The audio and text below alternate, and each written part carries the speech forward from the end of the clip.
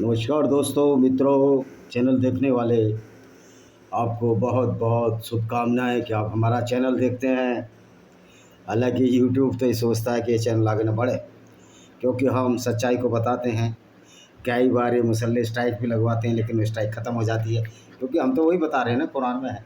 हम तो डंके की चोट पर कह रहे हैं कि कुरान कोई अच्छी किताब नहीं है, ये फुल टू फुल गुंडागर्दी है गैर मुस्लिमों के खिलाफ। हम तो बोल रहे हैं, आइए मौलाना कोई साबित करिए। तो तुम्हारी औकात ही नहीं इतनी, कंचों में पानी ही नहीं इतनी जो अल्लाह को सही साबित कर सकें। हमने तो साबित कर दिया कि अल्लाह एक फर्जी कैरेक्टर है, झूठा कैरेक्टर है, जो मोहम्मद ने साहब ने अपने फ़ायदे के लिए बनाया था, जिसका कोई अस्तित्व नहीं है, वजूद नहीं है। मैं सोचता हूँ शुद्ध हिंदी में बोला करूँ।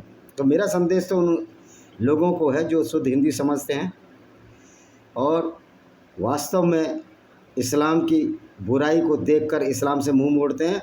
और उन हिंदुओं के लिए भी समझाइश है, गैर मुस्लिमों के लिए समझाइश है जो हिंदी समझते हैं। अगर आप कमेंट करेंगे तो मैं इंग्लिश में भी एक डाल दिया करूँगा वीडियो शाम के टाइम, जितना मेरे पास टाइम है, क्योंकि किताबें भी लिखता हूँ और बहुत सारे काम रहते हैं। मेनली तो किताब लिखने का ही काम है मेरा, और घर के काम तो सभी करते हैं। मैं कोई स्पेशल आदमी तो हूँ नहीं, और करना भी चाहिए। और बहुत सारी जीवों की सेवा करने का भी एक धर्म है मेरा। तो आप अगर कहेंगे कि इंग्लिश में वीडियो बनाओ, तो 15 मिनट का वीडियो हम इन्हीं तीनों चैनलों पर सेम वीडियो बनाकर डाल देंगे। तो आज जैसे कि आपको पता है, चैप्टर 9 की आयत नंबर हमने 30 तक पढ़ी थी। 30 पढ़ी थी, यस। आज 30 के बाद हम 40 या 50 आयत तक जाएंगे। 20 आयतों का हम पोस्टमार्टम करेंगे। पोस्टमार्टम ही करना है, क्योंकि मौलाना तो सारे झूठ बोलते हैं। और देखिए इनकी शक्ल कैसी अच्छी भली, भगवान अगर शक्ल भी देती है तो इनको यह है कि छोटे भाई का पजामा और बड़े भाई का कुर्ता पहनकर अब और दाढ़ी रख के बीच में से मूंछ मुड़ा के शक्ल को ऐसी बेहूदी सड़क बनाते हैं। ऐसा लगता है कि कौन से अहमक लोग का है वो इंसान है। भाई, टकने से ऊपर कुर्ता पजामा पहनने से कोई जन्नत मिलने वाली नहीं है तुमको, और ना कोई अल्लाह बचाने वाला। अल्लाह फर्जीवाड़ा है बहुत बड़ा। तो 21वीं आयत है। थोड़ी सी अरबी सीख गया हूँ तो अरबी में इसको बता देता हूँ, और उसका हिंदी में व्याकरण का अनुवाद करेंगे। एक ही आयत में अरबी में पढ़ूँगा। इत्तखाज़ू बराहुम व रुबानुहुम अरबाम मिन दुनिल्लाहि वल्लमसीह बिन मरियम व मा उमिरुल्लाह लियअबुदु तो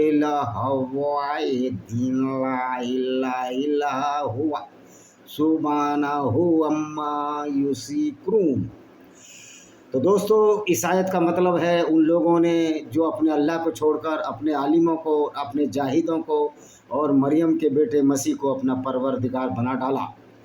हालांकि उन्होंने सिवाय इसके और हुक्म ही नहीं दिया था कि खुदाए एकता यानी सिर्फ अल्लाह की पूजा करें, और इसके सिवा कोई काबिले प्रतिष्ठ नहीं है, यानी पूजा के योग्य नहीं है।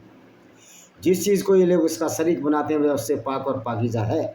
अब मोहम्मद को चुल थी, खुजली थी। कह रहा है जाहिल, ये ईसाइयों गाली दे रहा है कि इन लोगों ने मरियम के बेटे मसीह को अपना परवरदिगार बना डाला। ओ अल्लाह मियाँ पैगंबर, तुमसे तो लाख गुना अच्छा है मसीह, जीसस। हालांकि कुरान और ये तीनों अब्राहम रिलीजन झूठे हैं, झूठ के बेस पर है। क्योंकि यहूदियों से ईसाइयों पर वो चीज़ें हैं, ईसाइयों से मोहम्मद ने चोरी कर ली, कुरान में डाल दी। ये फ़लसफ़ा है कुरान का। मोहम्मद ने जिस तरह लड़कियां बेची, औरतें बेची, जीसस ने तो नहीं बेची। हालांकि ये ईसाइयत भी इतनी ही झूठी है, इतना ही फ्रॉड है। और बल्कि ईसाइयत तो फ्रॉड की माँ है, क्योंकि इस्लाम का जो फ्रॉड आया ईसाइयत से आया है। लेकिन एक गुस्सा की जो मोहम्मद साहब ने की वो की कि ईसाइयों ने हमारी कुरान, अपनी ईसाइयत की किताब में से, बाइबल में से मेरा नाम हटा दिया, अल्लाह का नाम हटा दिया, इसलिए किताबें बदल दी हैं। मोहम्मद का ये सोच था। मैं मोहम्मद के वारिसों से पूछना चाहता हूँ, या मोहम्मद के मानने वालों से पूछना चाहता हूँ, किस आधार पर वो कह रहे थे किताब बदल दी है। तो वो ओरिजिनल बाइबल तो दिखाओ आप, कि ओरिजिनल बाइबल में तो मेरा भी नाम है, अल्लाह का भी नाम है, लेकिन जो ईसाइयों की बाइबल में उसमें नहीं है, बदल दिया है, झूठे। तो सबसे बड़ी बात है मोहम्मद खुद झूठा था, ख्वाबों में रहता था। इसको मैं झूठा नबी कहता हूँ। 32वीं आयत। ये लोग चाहते हैं कि अपने मुंह से फूंक मारकर अल्लाह के नूर को बुझा दें। देखिए अल्लाह तो वैसे ही बुझा बजाया, अल्लाह तो है ही नहीं। दीवा है नहीं, बाती लगाने की बात हो रही है। ओ बल्ला को हमने फैब्रिकेटेड सिद्ध किया है, दिया नहीं है पर बाती जरूर लगाएंगे, यानी कि नदी आई नहीं और मगर उछलने लगे। ये है कुरान का फ़लसफ़ा। मगर सोचते हैं कि अब नदी आएगी, पानी आएगा, उसमें मछली आएंगी, फिर खा जाएंगे। तो यही फ़लसफ़ा इस्लाम का है कि हम जाएंगे, गैर मुस्लिमों को नफ़रत करेंगे, उनको कत्ल करेंगे तो जन्नत मिलेगी, अगर उनके हाथ से मारे जाएंगे तो जन्नत मिलेगी, स्वर्ग मिलेगा। तो अभी दोनों तरफ हाथ में लड्डू हैं। अबे तो फिर ऐसा काम करो ना, काफिरों के हाथों से कत्ल हो जाओ, कम से कम बदला तो पूरा हो जाए काफिरों का, और तुम्हें तो जन्नत मिलनी है। और 72 हूरें मिलेंगी, कितने 110 फुट की हैं, उसका हीरों का क्या करोगे, वो हमेशा वर्जिन होंगी। मतलब मोहम्मद ने इनका इतना बेवकूफ़ बनाया, इतना फ्रॉड मोहम्मद ने और उसके बाद के लोगों ने किया, बासिड ने। आज ये देखिए इस्लामिक कंट्री क्या है, ये फ्रॉड और मूर्खता की बुनियाद पर खड़े हैं, और क्या है। लेकिन ये अच्छी बात है कि उन इस्लामिक कंट्रियों से ही अब इलाहाद हो रहा है, यानी कि एक पुनर्जागरण आ रहा है, एक विरोध आ रहा है इस्लाम का। ये दुनिया के लिए बहुत अच्छी बात है। तो ये कहते हैं अल्लाह का नूर को बुझा दें। अल्लाह में नूर ही नहीं है तो काहे को, हमें क्या बुरा लगा, हमें तो अच्छा लग रहा है कि मोहम्मद ने एक ऐसी किताब बनाई, ऐसा झूठ का पैबंद गाड़ा, जिसकी आज हम खिल्ली उड़ा रहे हैं, हंसी उड़ा रहे हैं, तुम्हारे इस्लाम को डिबंक कर रहे हैं, और अल्लाह की ऐसी तैसी कर रहे हैं। अल्लाह कुछ है ही नहीं। वही है जिसने अपने रसूल को मार्गदर्शन और सत्य धर्म के साथ भेजा, ताकि उसको तमाम दीनों पर, यानी मजहबों पर, यानी विचारधाराओं पर गालिब करे, यद्यपि मुशरिकों बुरा माना करे। कह रहे इसलिए अल्लाह ने अपने रसूल को मार्गदर्शन के लिए भेजा, सत्य धर्म के साथ भेजा। और क्या मार्गदर्शन दिया इसने, मोहम्मद ने? दूसरे की औरतों को लूट लो, उनको बाज़ारों बेच दो, 11-12 शादी करो। और एक लड़की सफ़िया बिन हुइया, जब इन्होंने लड़की को उसको लूट लिया, इसके हिस्से में नहीं आई मोहम्मद के, वो दिया नाम के एक मुस्लिम नौजवान के हिस्से में आई।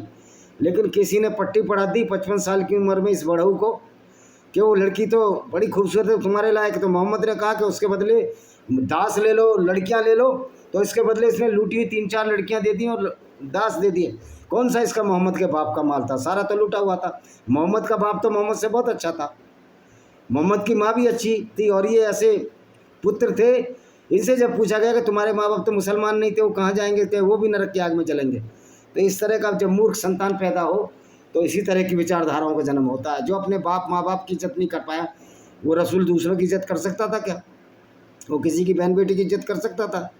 उसको तो एक छोटी से बच्ची गोद में थी, यह हदीसों में उनकी में, उन्होंने कहा जब बड़ी हो जाएगी मैं जिंदा रहा तो इससे शादी कर लूँगा। यानी कि उसका दिमाग, इसलिए इस्लाम को हम सलवार से तलवार और तलवार से सलवार तक पहनते हैं, इसमें कोई इज्जत नहीं औरतों की। 34वीं आयत, हे ईमान वालो, इसमें शक नहीं, यहूद और नसारा यानी यहूदी और ईसाई के बहुतेरे धर्म ज्ञाता संसार त्यागी संत लोगों का धन अवैध काबू कर जाते हैं और अल्लाह की राह से रोकते हैं। जो लोग सोना चांदी जमा करते जाते हैं उनको अल्लाह की राह में खर्च नहीं करते, उनको दर्दनाक यातना की शुभ सूचना दो। अब मोहम्मद कह रहा है यहूदी बिजनेस करते थे, पैसा कमाते थे। इनके मोहम्मद का कबीला भी यहूदी था, हाशिम क्लान था, कबीले का नाम था अबू सुफियान, कुरैश कबीला था इनका, और ये यहूदी थे। कह रहे यहूद नसारा जो दूसरों का धन खा जाते हैं। तो मोहम्मद ने कहा तुमको धन खाने की आदत नहीं डालनी हमको, मैं तुमको ऐसा गिरोह बना दूंगा जो लूटोगे तुम। बेईमानी की जरूरत नहीं, सरेआम लूटोगे, औरतों को लूटोगे, धन को लूटोगे, और पैसे कम पड़ेंगे तो हम औरतों को बाजारों बेच देंगे। ये तो आपकी हदीस सीरत रसूलुल्लाह इब्ने इसाक चैप्टर 465 अध्याय 83 में साफ साफ लिखा हुआ है। तो मोहम्मद ने यही काम किया। मोहम्मद ने कहा तुम क्या यार, खाने दो उनको धन, हम ऐसा लूट मार मचाएंगे इस्लाम के नाम पर, लोग त्राई त्राई कट जाएंगे। और यहूदियों को बोल दो शुभ सूचना है भाई, यहूदियों की दर्दनाक मौत की। अब दर्दनाक मौत तो मुसलमान मर रहा है ना भाई। अरे तुम अपनी पजामे तुम्हारे धुले नहीं, टट्टियाँ लगी हुई हैं, दूसरों की तरफ उंगली उठा रहे हो। अब कौन मर रहा है? इजराइल, हमास, कौन? भारतीय आर्मी किसको मार रही है? बलोच किसको मार रहे हैं? हालांकि मुस्लिम तहरीक तालिबान किसको मार रहा है? तो पहले तुम अपनी ये तो शुक्र करिए कि सारे गैर मुस्लिम पूरी दुनिया में इकट्ठे नहीं हैं, क्योंकि उनका ऐसा स्वभाव नहीं है कि किसी को इसलिए मार दिया जाए वो मुसलमान है। अगर मान लिया उनका दिमाग सनक गया, और कुरान के उल्ट उनके यहाँ भी आए थे आगे के, जहाँ भी कहीं मुस्लिम दिखे उसको मारो, क्योंकि कुरान ये कहती है गैर मुस्लिम को मारो।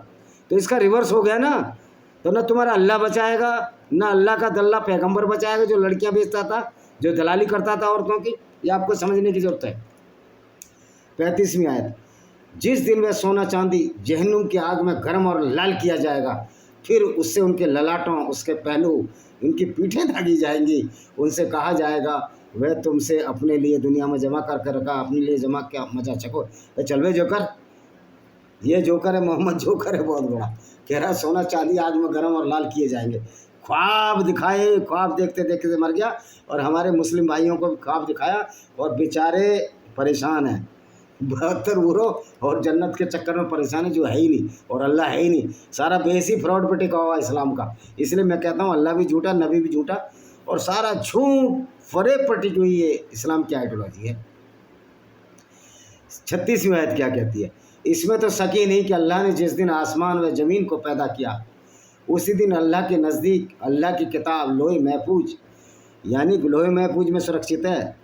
लोहे पर लिखी हुई है ये किताब। जब ये लोहे महफूज पे सुरक्षित है तो ये बताओ, लोहे में फिर उसमें जंग नहीं लगता था लोहे में? ऐसी तो कोई मोहम्मद के ज़माने में था कि वो रस्ट स्टील का तो निर्माण होता नहीं था। तो ये मोहम्मद की बेवकूफ़ियाँ हैं।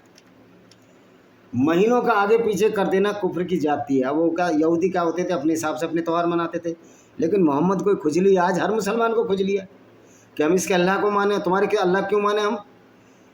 हम बेगैरत नहीं हैं, हम बेशरम नहीं हैं, हम में समझदारी है, इंसानियत है। गैर हिंदुओं में तो खास तौर पर है कि हम ऐसे अल्लाह को नहीं मान सकते जो ऐसा आदेश देता था गैर मुस्लिमों को कत्ल करो।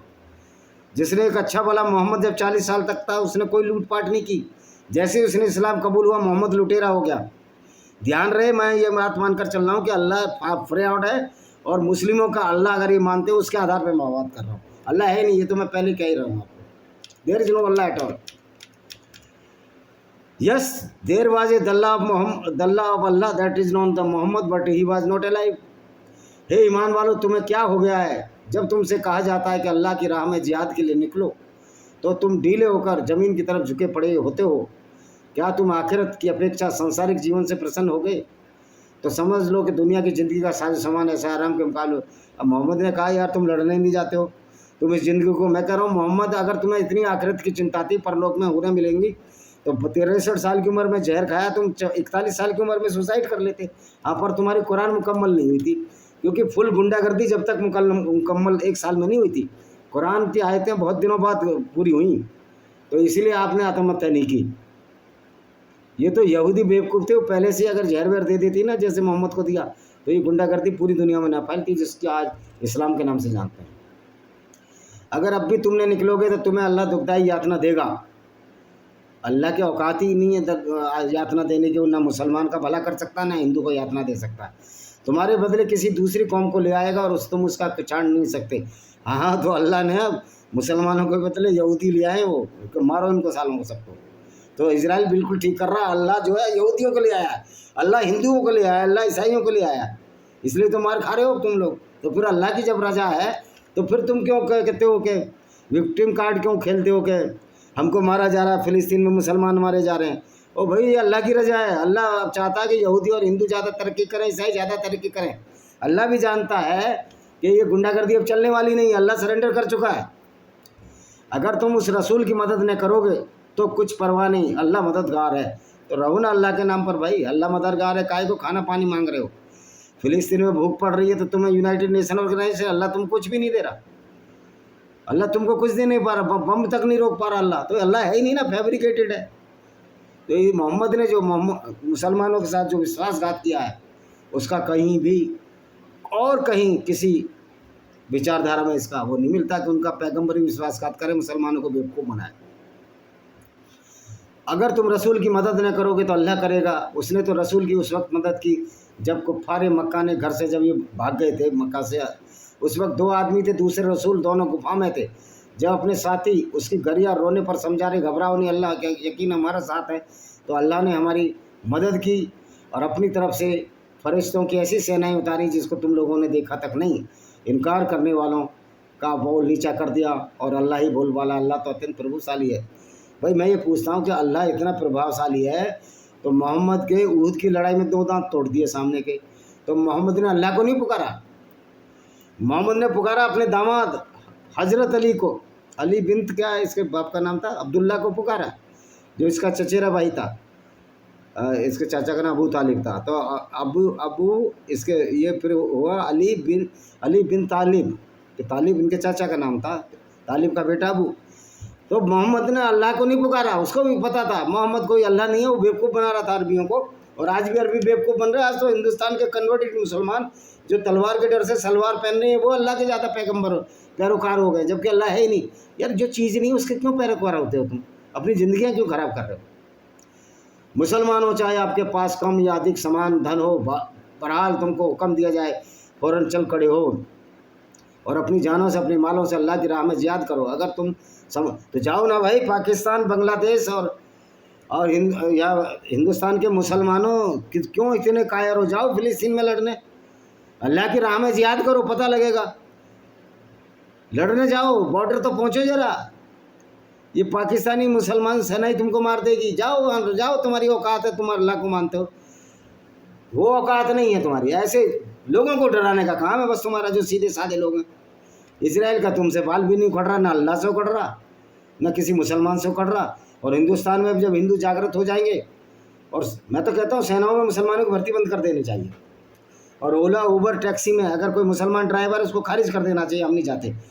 और इसमें कोई केस भी नहीं बनेगा आप पे, भाई क्यों नहीं जाते? इनके कुरान में लिखा है कि हिंदू गैर मुस्लिम से दोस्ती नहीं करो। तो मैं तो हिंदू हूँ, मैं इसकी कार में बैठ के क्यों जाऊँ? इसका अल्लाह ही मना कर रहा है। कोई केस वेस नहीं बनेगा। आप थोड़े मजबूत होने चाहिए। कोई कोर्ट कुछ नहीं बिगाड़ सकता, कोर्ट के पास जवाब ही नहीं है। अच्छा जी, आगे क्या कहते हैं? हे रसूल, अगर लाभ समीप और सफ़र आसान होता तो यकीनन ये लोग तुम्हारा साथ देते, किंतु मार्ग की दूरी उन्हें कठिन बहुत देर प्रस्तुत हुई। अगर पीछे रह जाने की वजह पूछोगे तो लोग फ़ौरन अल्लाह की कस्में खाएंगे। अगर हम में सामर्थ्य होती तो हम जरूर तुम लोगों के साथ खड़े होते। ये लोग झूठी कस्में खाकर अपनी जान हलाक के लिए डालते हैं। अल्लाह तो जानता है लोग झूठे हैं, अल्लाह कुछ नहीं जानता। अल्लाह से बड़ा तो कोई झूठा ही नहीं है। जो अल्लाह मुसलमानों को बेवकूफ़ बनाता है, कहता है धरती गोल नहीं है, धरती चादर की तरह है, उसमें मैंने खंभे गाड़ दिए हैं और सूरज के चारों तरफ नहीं घूमती धरती, धरती स्थिर है। तो अल्लाह से बड़ा तो कोई झूठा है ही नहीं। और कह रहे दूसरों को अल्लाह झूठा और पैगम्बर भी झूठा। हे रसूल, अल्लाह आपको क्षमा करे, रसूल को करो क्षमा। अब ऐसे रसूल को क्षमा कर रहे हैं जो काफिले लूटा करता था। ये है इनका अल्लाह, दीनतदार, रहमान रहीम, रहम है। ये रहम दिल है। औरतें लूटना रहम दिली है, औरतों को बाजार में बेचना रहम दिली है, गैर मुस्लिमों को सिर्फ इसी बात पर मारना कि वो नॉन मुस्लिम है, रहम दिली है। यानी कि कितना झूठ और फ्रॉड चलाओगे तुम।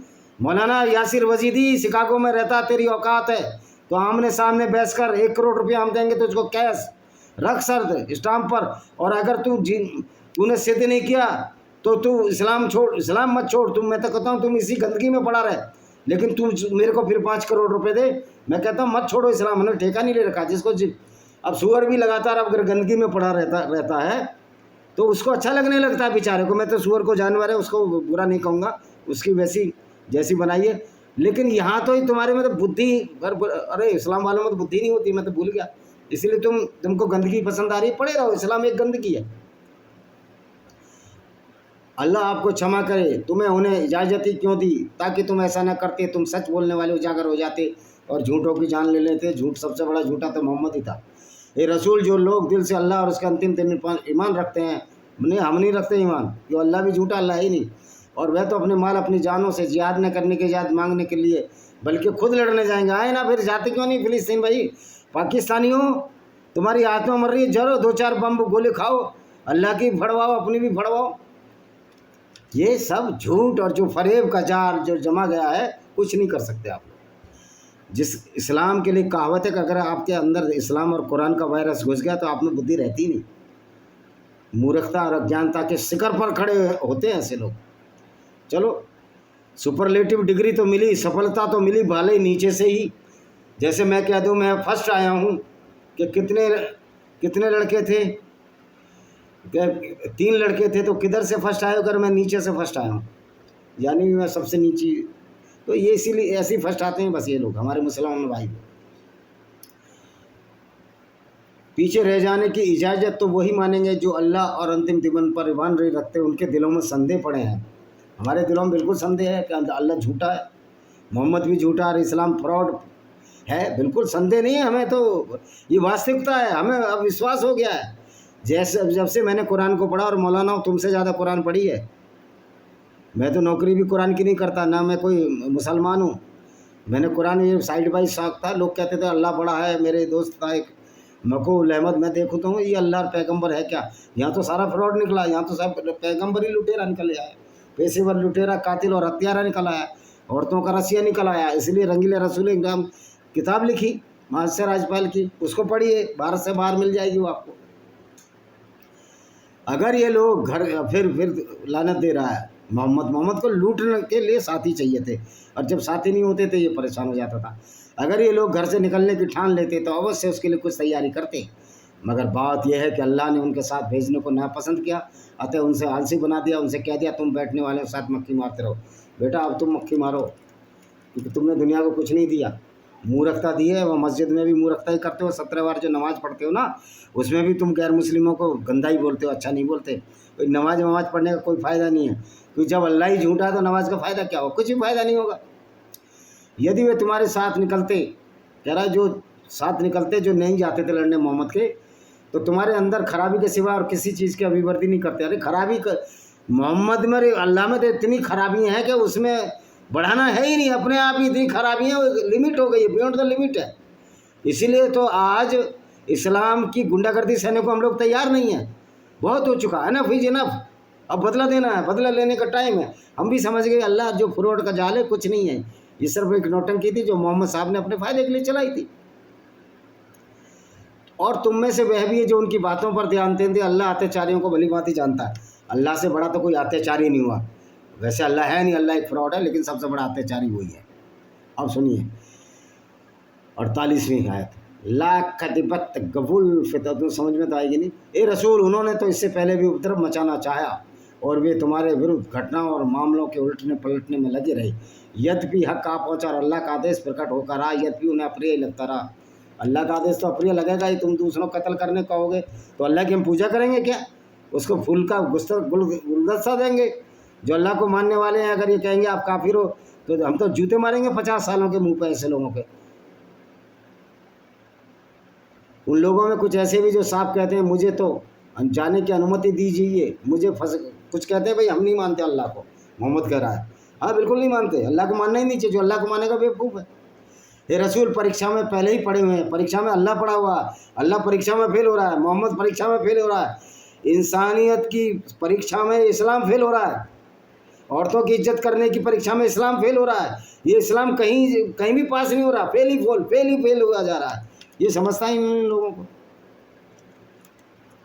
तुमको कोई फ़ायदा पहुंचा तो उनको बुरा मालूम होता है, बिल्कुल बुरा मालूम होगा। तुम साले दूसरों के काफिले लूटोगे, दूसरों की औरतों के साथ बलात्कार करोगे तो क्या फूलों को गुलदस्ता देंगे? चपेट मारता मैं आज के ज़माने में। अगर ये लोग होते जो काफिलों को लूटते थे, जूते मार मार के इनका ये इसी का काम है। ये लोग ये काम ही इन्होंने ऐसे किए। आज मोहम्मद साहब जिंदा होते तो जेल में सड़ रहे होते, जमानत ना होती मोहम्मद की। ऐसे लोगों को जूते ही पड़ने चाहिए जो दूसरों को कुछ भी करने के, उनकी औरतों से बलात्कार करें, फिर कहें अल्लाह बड़ा रहमान वाला पे झूठ भी बोलते हो, शर्म नहीं आती? मोटी खाल, भैंस से भी मोटी खाल होगी है, भैंस को भी शर्म आ जाती होगी, वो भी अपने बच्चे के लिए दूध बचाती है लेकिन बाकी सब छोड़ देती है। तो तुम्हारा तो पैगंबर लूटा करता था, कोई धनमाल छोड़ा नहीं करता था। अगर किसी को कहा कि मैं मुसलमान नहीं बनना चाहता तो कहता था अल्लाह गुंडा, टैक्स जजिया देते। औरंगजेब भी बहुत बड़ा गुंडा था। इस्लाम को मानने वाला हर शख्स गुंडा है अगर वो इस्लाम की विचारधारा पर चलता है, वो नफरत ही बोएगा। बोए पेड़ पर, तो तुम्हें नफरत के बदले नफरत मिलनी चाहिए। तुम्हारी कुरान की आयत कहती है आँख के बदले आँख, जान के बदले जान, तो नफरत के बदले नफरत, औरत के बदले औरत। ये भी हो जाएगा कुछ दिनों में। अगर तुम नहीं बाज आओगे तो ये भी होगा। तुम कह दो कि हम पर हरगिज कोई मुसीबत पड़ नहीं सकती, मगर जो अल्लाह ने तुम्हारे लिए तकदीर में लिख दिया वही हमारा मालिक है। अल्लाह की तो खुद तकदीर खराब पड़ी है बेचारे की। अल्लाह का तो दिमाग घुमा हुआ है, पर कितने टन गांजा खा के पी के अल्लाह पड़ा है जो बोलता है कि धरती तो स्थिर है और सूरज उसके चारों तरफ घूमता है। तो अल्लाह का तो नशा इतना महान है कि पूछना नहीं चाहिए। तो ये आज की हमारी 20 आयत थी, 30 से शुरू किया और 50 पर हम ख़त्म कर दिया। कल फिर इसी बारे में चर्चा करेंगे। आप हमारी किताब पढ़ सकते हैं, ये बार बार बहुत सारी किताबें, हम 2-4 दिन लेमेंट ऑफ सिंजार पढ़िए, टीयर्स ऑफ यजीदी मोमेंट भाई विजय कुमार पाल। आशा है कि आप अच्छे होंगे, आपका दिन खुशी से गुजरे। इसी के साथ इस वीडियो को विराम देते हैं। वंदे मातरम, जय हिंद। चैनल को सब्सक्राइब करें, बेल आइकन दबाएं जिससे घंटी की आवाज़ आपका आ सके, और शेयर जरूर कर दिया करो यार। सब्सक्राइब ही नहीं करो तो शेयर करो, लोगों को पता तो लगे वास्तव में इस्लाम की असलियत क्या है, किस तरह से झूठ बोल बोल कर इस्लाम को बचाने की कोशिश आज के मौलाना कर रहे हैं। जय हिंद, जय जवान, जय किसान, वंदे मातरम, जय भारत।